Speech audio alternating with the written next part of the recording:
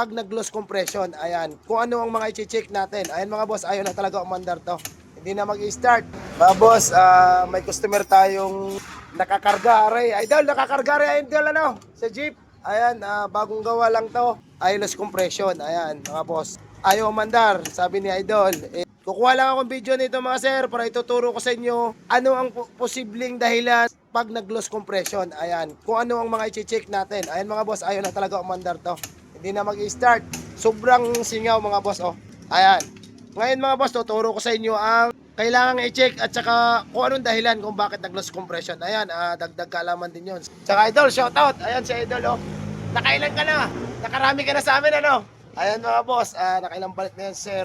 Palit lining naman, ang kay boss, tablet, saka yan, quick trate. Pinalitan namin yung stock. Ayan. Mga boss, kakalasin muna natin at i-explain ko sa inyo kung anong nagiging problema. Yun mga boss, ito na yung nag-loss compression. Ayan, bago tayo mag-upisa, shoutout muna natin yung siya sa nagawa pala na rin, boss.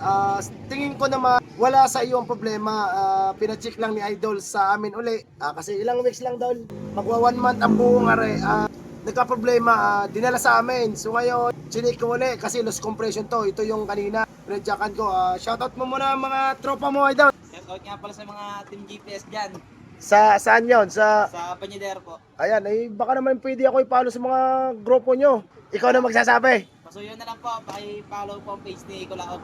Ay mga boss, salamat Idol ha. Ito mga boss, unang i-check nyo pag loss compression na. Kasi sabi ko sa inyo, kung anong naging dahilan at saka para madaling ma-check pati kung anong i-check sa loss compression. Ganito una, sa block muna. Kahit hindi mo kakalasin. Kasi hindi ko nakakalasin to kasi bago. Bago gagawin nyo, papadyakan nyo lang. Tapos itong chain ito, gamitan nyo lang screw.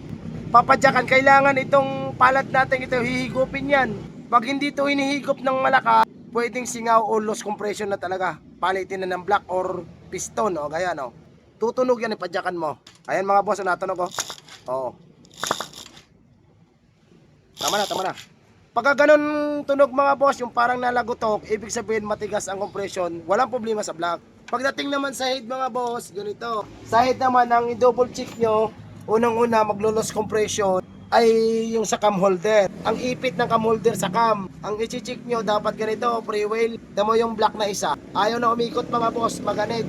Bakit maganit? Ganito mga sir, tanggalin ko lang. Para madali yung matukoy ang loss compression, yun lang ang i-check nyo lagi.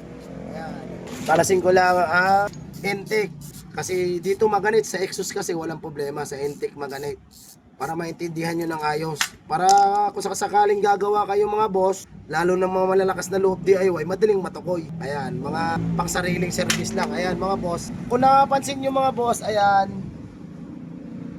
overhead, cause din niya ng loss compression kasi hindi niya kayang umikot kasi nga umiipit na, hindi na kayang umikot ng cam kasi ipit siya. Ayan mga boss, oh, ayan, ito naman ayusin lang natin to, madali lang naman to. Kailangan kasi pre-wheel at itong dalawa, hindi mo pwedeng pipiliting higpitan kasi maglo-loss compression yan, nag-i-stack yan ayan oh, katulad nangyari to, sira ang head ni sir. Tapos ang pangtatlo mga boss, kailangan walang singaw ang valve. Ayan, kaya mayroong valve lapping o asinta kung tawagin. Ang nagiging problema sa loss mo sir, ito, ayan oh.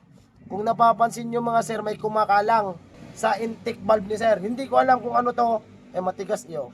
Ito naman, kung saan nanggaling, posibleng dadaan ang itong mga parang basahan or plastic dito lang yan dadaan sa carb. Pakita mo ang carb. Pag naka-open carb ka, dito yan dadaan mga boss. Posibleng dito dadaan yan, walang ibang pagdadaanan yan. So ngayon, nangyari nga itong kay sir, marami namang naka-open carb na hindi nangyayari boss. Sa iyo lang. Kaya mag-ingat na lang kayo mga boss. Dapat ang service nyo lagi nakikita nyo. Sabi mo sir, nakaparada lang no? Sa labas lang po ng company po namin. Yun, sa labas ng company ni sir. Ngayon, ayaw nang mabuhay. Ano nangyayari mga boss, oh. Ayan. Pag may kumakalang yan boss, ibig sabihin sisingaw ang valve, hindi aadar, kayo ng gasolina.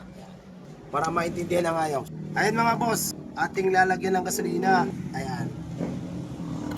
Ayan mga boss, oh. Kung kita nyo, dire-diretso yung gas dito sa isang ito. Pero tinan nyo yung isa. Oh, ayan mga boss, yung katabi niya. Yung katabi niya wala. Ito lang ang naging problema. So ngayon, check natin lang apat na yan. Kailangan walang gas na lalabas dyan. Kasi pag meron, ibig sabihin mga boss, loss compression yon. Ito, check natin kung ayos pa or papalitan na kasi may nakakalang eh. Kakalasin lang natin mga sir. Mga boss, ari na yung kay Idol, yung loss compression kanina. May nakalimutan pala ako mga boss. Siyempre, valve clearance pala, hindi ko nasama kanina sa explanation. Valve clearance din, kailangan makuha mo ang tamang valve clearance para hindi tukod. Ayan, okay na boss. Okay na sir. Shoutout mo muna uli yung mga tropa natin dyan. Shoutout nga pala sa mga GPS niya. Ay, ang pampahay, babalik na. Oo, bossing. Ayan ang gumawa, Kuta Works. Yan lang mga boss. Sana may natutunan kayo sa video natin ito. Maraming salamat.